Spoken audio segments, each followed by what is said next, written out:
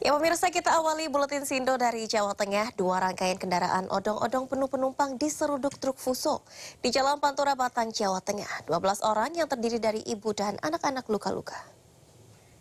Ya, sementara itu pemirsa, kecelakaan beruntun yang melibatkan 4 kendaraan termasuk ambulans pembawa ibu hamil terjadi di Wonosobo, Jawa Tengah. Akibatnya 3 orang mengalami luka berat, 2 diantaranya kritis. Ya, pemirsa, gempa berkekuatan 6,0 magnitudo mengguncang Kabupaten Tuban, Jawa Timur Jumat siang. Sementara itu gempa susulan dengan magnitudo 6,5 skala Richter juga terasa hingga Jakarta. Ya, pemirsa, hujan dengan intensitas tinggi mengakibatkan sejumlah wilayah di Jakarta mengalami kebanjiran. Banjir juga menyebabkan kemacetan panjang di beberapa ruas jalan. Ya, pemirsa, hujan dengan intensitas tinggi mengakibatkan sejumlah wilayah di Jakarta mengalami kebanjiran. Banjir juga menyebabkan kemacetan panjang di beberapa ruas jalan.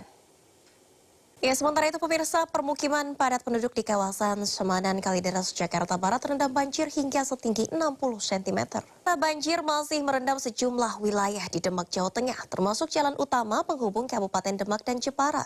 Untuk menanggulangi banjir, BNPB pun berjanji akan menutup tanggul yang jebol paling lambat dalam 7 hari. Pemirsa, angin kencang puting beliung menghancurkan sebuah musola di Tuban, Jawa Timur. Selain itu, angin kencang juga menyapu sejumlah atap rumah warga hingga mengalami kerusakan. Pemirsa, kericuhan terjadi saat Satpol PP Kota Padang menertibkan warung kelambu yang kedapatan berjualan di siang hari selama bulan Ramadan. Emak-emak pedagang pun mengamuk tidak terima barang dagangannya disita petugas. Ramai di media sosial, calon penumpang mengeluhkan harga tiket pesawat yang disebut naik hingga 300%. Harga tiket penerbangan Jakarta Padang misalnya nyaris menyentuh 5 juta rupiah untuk satu penumpang saja. Buletin Sindo pemirsa, gempa berkekuatan 6,0 magnitudo mengguncang Kabupaten Tuban, Jawa Timur Jumat siang. Sementara itu gempa susulan dengan magnitudo 6,5 skala Richter juga terasa hingga Jakarta. Sementara itu pemirsa, Timnas Amin menghormati pertemuan antara Ketua Umum Partai Nasdem Surya Paloh dengan Capres nomor urut 2 Prabowo Subianto. Juru bicara Timnas Amin Iwan Tarigan menyatakan Timnas Amin menghormati pertemuan yang merupakan hak konstitusi Partai Nasdem. Hingga saat ini pun komunikasi Partai Nasdem dengan Timnas Amin tetap baik-baik saja.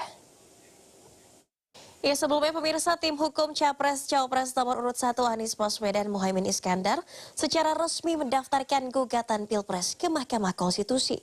Upaya ini dilakukan untuk menindaklanjuti berbagai dugaan kecurangan dalam pemilu. Partai Nasdem Ahmad Sahroni memenuhi panggilan Komisi Pemberantasan Korupsi. Sahroni dimintai keterangan sebagai saksi dugaan pencucian uang yang melibatkan mantan Menteri Pertanian Syahrul Yassin Limpo.